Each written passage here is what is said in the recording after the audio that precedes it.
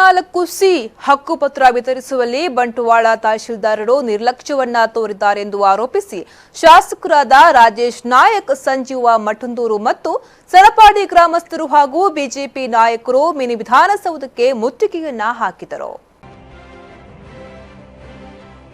ಸರಪಡಿ ಗ್ರಾಮ ಪಂಚಾಯಿತಿಯ ಅರ್ಹ ಫಲಾನುಭವಿಗಳಿಗೆ 94ಸಿ ಹಕ್ಕುಪತ್ರ ವಿತರಿಸಲು ದಿನ ನಿಗದಿಪಡಿಸುವಂತೆ ಪಂಚಾಯಿತಿ ಅಧ್ಯಕ್ಷರು ಶಾಸಕ ರಾಜೇಶ್ ನಾಯಕ್ ಅವರನ್ನ ಮನವಿ ಮಾಡಿಕೊಂಡ ಹಿನ್ನೆಲೆಯಲ್ಲಿ ಮಂಗಳವಾರ ಹಕ್ಕುಪತ್ರ ವಿತರಿಸಲು ದಿನ ನಿಗದಿಪಡಿಸಲಾಗಿತ್ತು.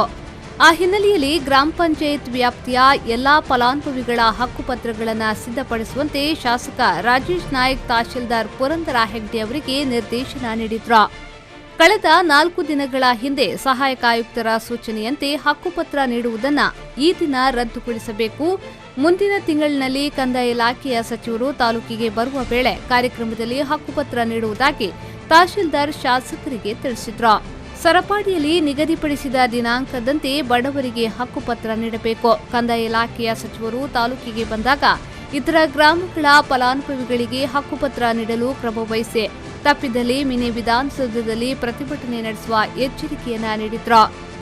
2 ದಿನಗಳ ಹಿಂದೆ ಈ ಬಗ್ಗೆ ಜಿಲ್ಲಾಧಿಕಾರಿಯವರಲ್ಲಿ ಮಾತನಾಡಿದಾಗಲೂ ಹಕ್ಕುಪತ್ರ ನೀಡಲು ಯಾವುದೇ ನಿರ್ಬಂಧವಿಲ್ಲ ಎಂದು ತಿಳಿಸಿದ್ರು. ಅದರಂತೆ ಹಕ್ಕುಪತ್ರ ನೀಡಲು ಎಲ್ಲ ಸಿದ್ಧತೆಗಳನ್ನು ನಡೆಸಲಾಗಿತ್ತು.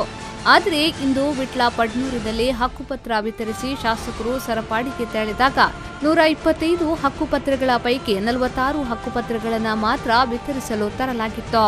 ಉಳಿದ ಹಕ್ಕುಪತ್ರಗಳನ್ನು ತಡೆಹಿಡಿಯಲಾಗಿತ್ತು. ರಾಜಕೀಯ ಶಕ್ತಿಗಳ ಒತ್ತಡಕ್ಕೆ ಮಣಿದು ಹಕ್ಕುಪತ್ರಗಳನ್ನು ವಿತರಿಸದೆ ತಡೆಹಿಡಿಯಲಾಗಿದೆ ಎಂದು ಆರೋಪಿಸಿದ ಫಲಾನುಭವಿಗಳು ಯಾರೊಬ್ಬರು ಹಕ್ಕುಪತ್ರ ಸ್ವೀಕರಿಸದೆ ಮಿನಿ ವಿಧಾನಸೌಧಕ್ಕೆ ದೌಡಾಯಿಸಿ ಧರಣಿ ನಡೆಸಿದ್ರು.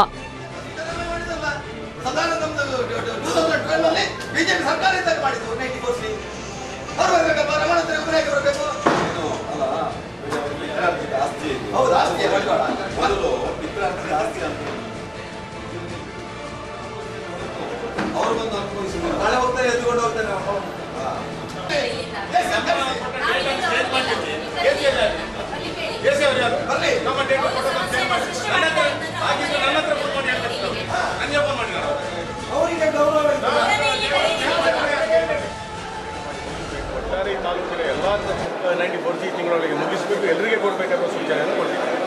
ಅದರ ಪ್ರಕಾರ ಇವತ್ತು ದಿನದ ನಿಶ್ಚಯ ಆಗಿದೆ. ಆದರೆ 3-4 ದಿವಸದ ಹಿಂದೆ ನಮಗೆ ಪಂಚಾಯತ್ ಅಧ್ಯಕ್ಷರು ಫೋನ್ ಮಾಡಿ ಹೇಳ್ತಾರೆ, ತಹಶೀಲ್ದಾರ್ ಫೋನ್ ಮಾಡಿದ್ದಾರೆ, ಏನೋ AC ಅವ್ರದ್ದು ಫೋನ್ ಬಂದಿದೆ, ಅದು ಮಾಡೋದು ಬೇಡ ಅಂತೆ, ನಾಲ್ಕು ಮಂತ್ರಿಗಳು ಬರ್ತಾರೆ ಅಂತೆ, ಆಗ ಕೊಡ್ಬೋದು ಅಂತ ಹೇಳಿ.